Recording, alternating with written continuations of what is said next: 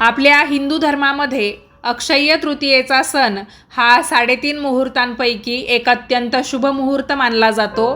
हा दिवस केवळ सोने खरेदीसाठीच नाही तर नवीन कार्यारंभासाठी देखील अत्यंत फलदायी ठरणारा मानला जातो। याशिवाय या दिवशी पितृपूजन देखील केलं जातं, त्याला फार महत्त्व आहे। 2026 या वर्षामध्ये अक्षय्य तृतीया नक्की कधी आहे, शुभ मुहूर्त कोणता आहे, याबद्दल आपल्याला या व्हिडिओत माहिती करून घ्यायचं आहे। याशिवाय प्रत्येक सणवार जवळ आला की आपण आपल्या घराची जेवढी होईल तेवढी साफसफाई नक्कीच करत असतो। त्यामध्ये आपल्या स्वयंपाकघराला आपण प्रथम स्थान देतो, कारण आपल्या घरातलं स्वयंपाकघर म्हणजे जणू काही आपल्या संपूर्ण वास्तूचं हृदय म्हणून ओळखलं जातं आणि आपल्या आरोग्याचा जो काही पाया भरला जातो तो आपल्या स्वयंपाकघरामध्येच भरला जातो। त्यामुळे या अक्षय्य तृतीयेच्या सणानिमित्ताने आपल्याला आपल्या किचनमधल्या कोणत्या गोष्टी काढून टाकायच्या आहेत हे सुद्धा तुम्हाला याच व्हिडिओत समजून जाईल। तेव्हा विनंती करते की तुम्ही सर्वांनी हा व्हिडिओ शेवटपर्यंत नक्की पहा। व्हिडिओ पाहत असताना सर्वांनी कमेंट्समध्ये लिहा जय माता दी। चला तर मग व्हिडिओला सुरुवात करते। नमस्कार मंडळी, मी शीतल आणि तुम्ही पाहताय दिल्लीकर मराठी। अक्षय्य म्हणजे ज्याचा कधीही क्षय होत नाही, जे कधीही नाश पावत नाही, नष्ट होत नाही असे। वैशाख शुक्ल तृतीयेला साजरा होणारा हा सण आपल्या सर्वांच्या जीवनामध्ये सुखसंपत्ती आणि सौभाग्य घेऊन येतो। याशिवाय या दिवशी केलेले दान आणि खरेदी अक्षय्य राहते अशी धार्मिक श्रद्धा आहे, म्हणूनच या दिवसाला अक्षय्य तृतीया असे म्हटले जाते। 2026 या वर्षामध्ये अक्षय्य तृतीया रविवार दिनांक 19 एप्रिल 2026 रोजी साजरी केली जाईल। तृतीया तिथीचा प्रारंभ रविवार दिनांक 19 एप्रिल 2026 रोजी सकाळी 10:49 होणार आहे। तृतीया तिथीची समाप्ती सोमवार दिनांक 20 एप्रिल 2026 रोजी सकाळी 7:26 होईल। हिंदू सण हे तिथीनुसार साजरे केले जातात, हे तर आपल्या सर्वांना माहिती आहे, कारण कोणतीही तिथी ज्या तारखेचा सूर्योदय पाहते ती तिथी त्या दिवशी असलेल्या सणासाठी ग्राह्य धरली जाते। यंदा अक्षय्य तृतीयेच्या बाबतीत काय झालेलं आहे ते मी तुम्हाला समजावून सांगते। तर बघा, यंदा अक्षय्य तृतीया तिथी 19ला नाही तर 20 एप्रिलचा सूर्योदय पाहणार आहे आणि असे असूनसुद्धा 19लाच अक्षय्य तृतीया साजरी केली जाणार आहे, कारण हा सण दिवसाच्या पूर्वार्धामध्ये साजरा केला जातो। खरेदीसाठी सुद्धा सकाळची वेळ योग्य मानली जाते। अशातच तृतीया तिथी 20 तारखेचा सूर्योदय पाहणार असली तरी अवघ्या काही मिनिटातच म्हणजे 7:26 ती संपणार आहे। त्यामुळे मुख्य सण हा रविवार दिनांक 19 एप्रिल 2026ला साजरा केला जाईल। यालाच पूर्वाह्य व्यापिनी तथा पूर्वार्ध व्यापिनी तिथी असे म्हणतात। तर तुम्हाला समजलं असेल की 20 एप्रिलऐवजी आपण 19 एप्रिल 2026ला रविवारच्या दिवशी अक्षय्य तृतीया का साजरी करणार आहोत ते। अक्षय्य तृतीयेला सोने खरेदी करणे अत्यंत शुभ मानले जाते। 19 एप्रिल रोजी सोने खरेदीसाठी खालील वेळा, म्हणजे पुढे मी आता तुम्हाला ज्या वेळा सांगणार आहे त्या खूप फलदायी ठरतील। त्या वेळेमध्ये तुम्हाला शक्य होणार असेल तर नक्कीच सोने खरेदी करू शकता, आणि ज्यांना सोने खरेदी करायची नाही ते काय खरेदी करू शकतात तेही मी तुम्हाला सांगते। तर बघा, तुम्हाला सोनं घ्यायचं असेल किंवा मी तुम्हाला ज्या वस्तू सांगणार आहे त्या वस्तू जरी तुम्हाला अक्षय्य तृतीयेला घ्यायच्या असतील तरी पण तुम्ही या शुभ मुहूर्तावर नक्कीच घेऊ शकतात। त्यासाठी सकाळचा मुहूर्त दिलेला आहे सकाळी 6:10 ते दुपारी 12:25 त्याचबरोबर संध्याकाळचा मुहूर्त आहे दुपारी 4:30 ते सायंकाळी 7 वाजेपर्यंत। तर 19 एप्रिल या दिवसाचे हे शुभ मुहूर्त आहेत। तर सोनं चांदी यापैकी तुम्हाला जे काही घ्यायचं असेल ते तुम्ही घेऊ शकता, परंतु सध्याची महागाई पाहता आपल्या प्रत्येकालाच सोनं चांदी खरेदी करणं काही शक्य होणार नाही। तर तुम्ही मग या दिवशी काय घेऊ शकतात, तर तुम्ही चांगले चांगले ग्रंथ या दिवशी घेऊ शकतात। आता तुम्हाला सुद्धा आमच्यासारखीच पूजा अर्चा करण्याची आवड असेल किंवा धार्मिक गोष्टींमध्ये रस असेल तर नक्कीच तुम्ही त्यामुळेच आपले व्हिडिओ पाहतात आणि त्यामध्ये तुम्हाला ज्या काही नवनवीन गोष्टींची माहिती मिळते तर त्यासुद्धा तुम्ही नक्कीच फॉलो करत असणार। तर बघा, तुम्हाला ग्रंथ घेता येतील, पूजा अर्चांची व्रतवैकल्यांची पुस्तकं घेता येतील। त्यामुळे काय होईल, कोणतंही व्रत कशा पद्धतीने करायचं हे तुम्हाला त्या पुस्तकातली दिलेली माहिती बघून म्हणजे पूजा मांडता येईल किंवा ती पूजा कशा पद्धतीने आपण शुद्धदृष्ट्या कशा पद्धतीने करू शकतो हे सुद्धा म्हणजे बघता येईल, त्यानुसार करता येईल. तसे आपले व्हिडिओसुद्धा असतात. पण कधी काय होतं, आपल्याला व्हिडिओ बघायला वेळ नसतो किंवा मग बऱ्याच साऱ्या गोष्टी असतात की आपण आता लहानपणापासून कोणत्याही गोष्टीचं जे काही असतं पुस्तक, तर त्याच्यातून आपण बघून करतो. नाहीच समजलं तर आता व्हिडिओचं ऑप्शन आहे, त्याच्यामध्ये कृतीसह सगळं काही दिलेलं असतं, तर आपण त्यानुसार करतो. तर पुस्तकांचा वापर तुम्हाला पूजा अर्चांची विधी मांडणी बघण्यासाठी करता येईल. त्याशिवाय ज्या काही आपल्या धार्मिक कथा असतात, तर आपल्याला कोणतंही व्रतवैकल्य करायचं म्हटलं की कथा ऐकायची असते, कथा वाचायची असते, तर त्यासाठी तुम्हाला ती पुस्तकं कामात येतील. याशिवाय बघा, आपल्याला देवघरामध्ये काही महत्त्वाची गोष्ट घ्यायची असेल, मग ते देवी देवतांचे टाक असू शकतात किंवा मग आपल्याला आपल्या पितरांचा टाक बनवायचा असेल, एखादी मूर्ती घ्यायची असेल, शंख, कासव, त्याचबरोबर देवी लक्ष्मीची पावलं असतील, कवड्या असतील किंवा एखाद्याला नवीन देव्हारा जरी घ्यायचा असेल तरी ते या दिवशी घेऊ शकतात. याशिवाय तुम्हाला या दिवशी तुळशीची माळा देखील खरेदी करता येणार आहे. कारण जेव्हा पुढे जाऊन चातुर्मास येतो, तर मग आपण बऱ्याच वेळा म्हणजे अशा काही तिथी येतात तर त्याच्यामध्ये तुळशीची पानं तोडत नाही. पण मग ज्या वेळेस आपल्याला तुळशीची पानं तोडता येत नाही, तर आपल्याला भगवान विष्णूंची जी काही पूजा असते ती अर्धी अपुरी वाटते ना कुठेतरी. आणि कधी आपल्याला आदल्या दिवशी तुळशीची पानं तोडून ठेवण्याचं लक्षात पण राहत नाही. मग त्याच्याऐवजी आपल्याकडे जर तुळशीची माळा असेल, तर मग त्या माळेचा फायदा असा होतो की आपल्या देवघरामध्ये विठ्ठल रुक्मिणीची मूर्ती असेल, बाळकृष्णाची मूर्ती असेल, भगवान विष्णूंची मूर्ती असेल, तर त्या मूर्तीला आपण ही माळा घालून देऊ शकतो. तुम्हाला जपमाळेसाठी सुद्धा तुळशीची माळा घ्यायची असेल, तर तुम्ही ती जाड मण्यांची घ्या. आणि या मूर्तींना जर तुळशीची माळा घ्यायची असेल घालण्यासाठी, तर तुम्ही बारीक मण्यांची माळ घ्या. तर अशा पद्धतीने या गोष्टी मी तुम्हाला सांगते, त्या तुम्ही खरेदी करू शकता.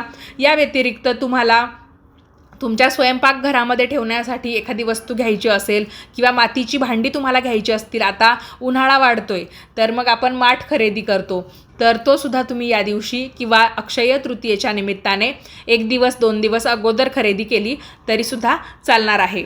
परशुराम जयंती बघा, अक्षय तृतीयेच्या पवित्र दिवशी भगवान विष्णूंचे 6वे अवतार भगवान परशुराम यांचा जन्म झाला होता.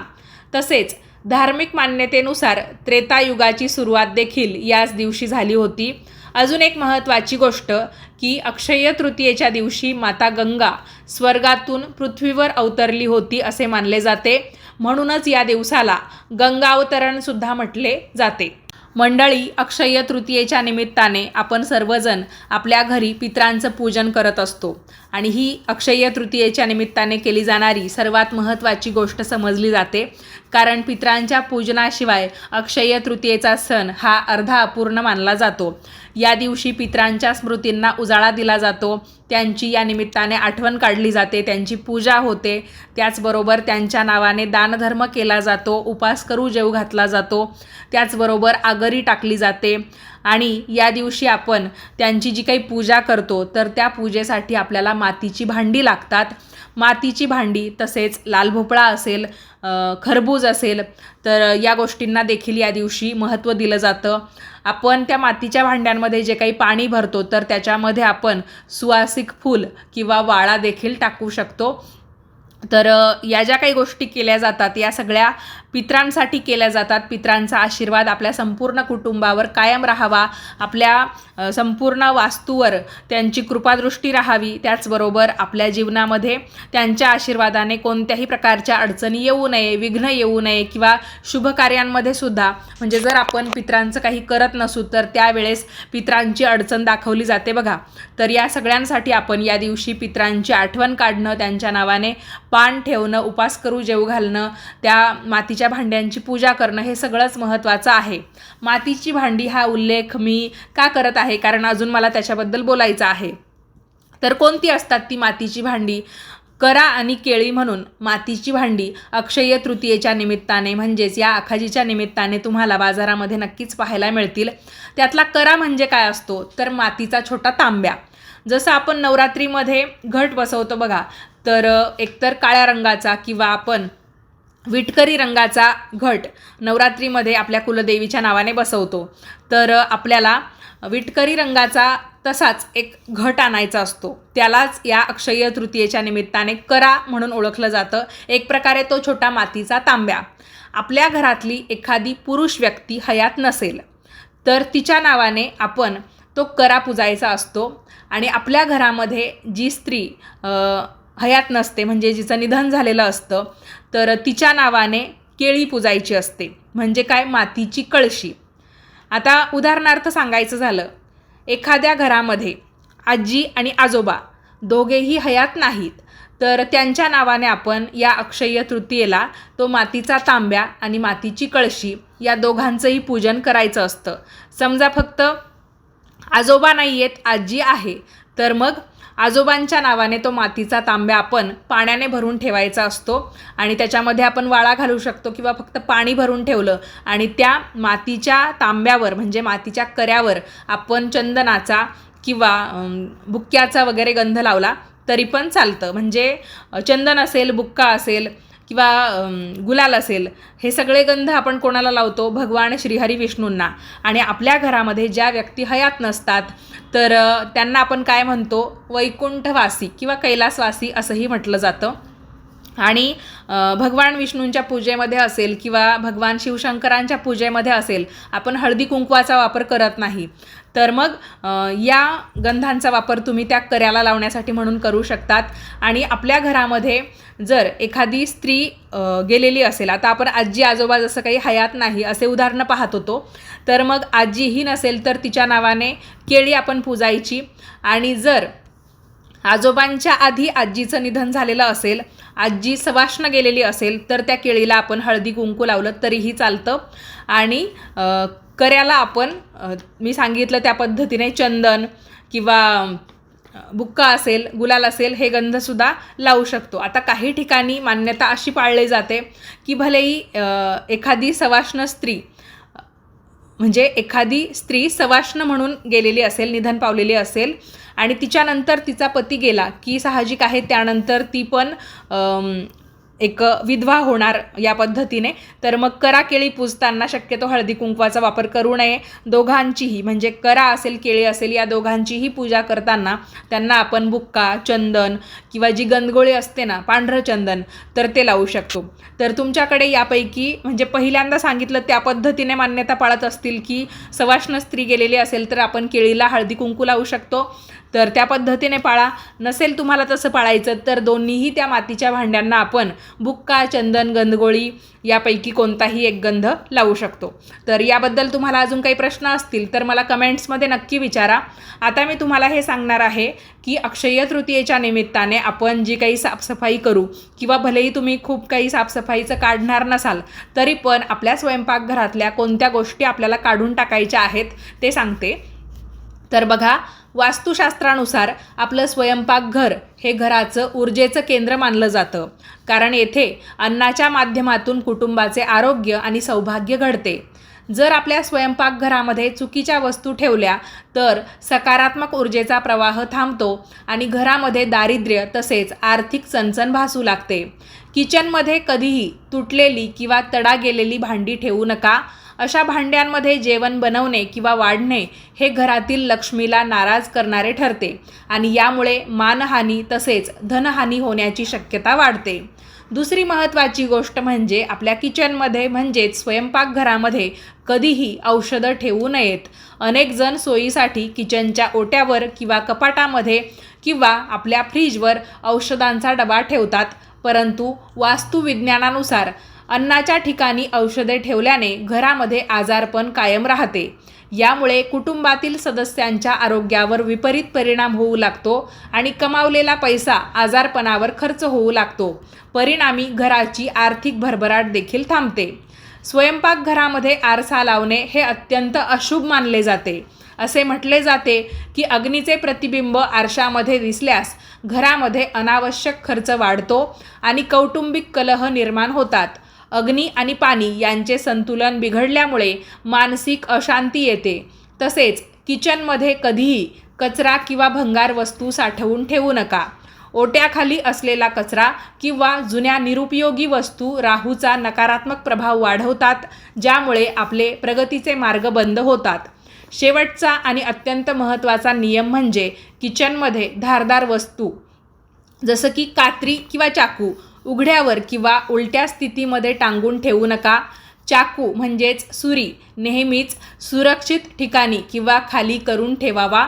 उघड्यावर ठेवलेल्या कात्री किंवा चाकूमुळे घरामध्ये शत्रुत्व वाढते आणि नातेसंबंधांमध्ये दुरावा येतो. या 5 गोष्टींची काळजी घेतल्यास तुमच्या किचनमध्ये सकारात्मक ऊर्जा टिकून राहील आणि घरामध्ये सुखसमृद्धीचा अखंड वास राहील. तर यापैकी कोणता बदल तुम्ही तुमच्या स्वयंपाकघरामध्ये या अक्षय्य तृतीयेच्या निमित्ताने करणार आहात हे मला कमेंट्स करून सांगायला अजिबात विसरू नका. या व्हिडिओमध्ये आपण इथेच थांबूया. तुम्हाला हा व्हिडिओ, ही माहिती कशी वाटली ते मला तुमची एक कमेंट करून अवश्य कळवा. व्हिडिओ आवडला असेल तर लाईक करा, जास्तीत जास्त लोकांना पाठवा आणि अशाच पद्धतीचे नवनवीन माहितीचे धार्मिक आध्यात्मिक व्हिडिओ नेहमीच पाहण्यासाठी आजच आपल्या दिल्लीकर मराठी या यूट्यूब वाहिनीला जरूर सबस्क्राईब करा. आज वेळात वेळ काढून तुम्ही हा व्हिडिओ शेवटपर्यंत पाहिलात त्याबद्दल तुम्हा सर्वांचे खूप खूप धन्यवाद आणि तुम्हा सर्वांना अक्षय्य तृतीयेच्या हार्दिक हार्दिक शुभेच्छा.